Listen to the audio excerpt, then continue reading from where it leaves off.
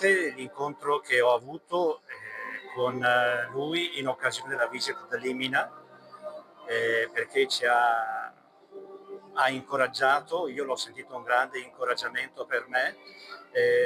a vivere questo tempo che è un tempo difficile per la Chiesa e per il nostro contesto occidentale segnato da una grande secolarizzazione, ma lui davvero mi ha aperto gli occhi su ciò che lo Spirito sta facendo e continua a fare dentro la vita ecclesiale e mi ha incoraggiato, ci ha incoraggiati come vescovi a non temere per le grandi sfide che abbiamo di fronte, perché c'è qualcuno che sta lavorando e che è all'opera e che ci sostiene costantemente e ci indica anche la strada che non possiamo individuare da noi soli, ma insieme con il popolo di Dio. Ecco, questo credo sia l'espressione che più ho portato nel cuore di quell'incontro.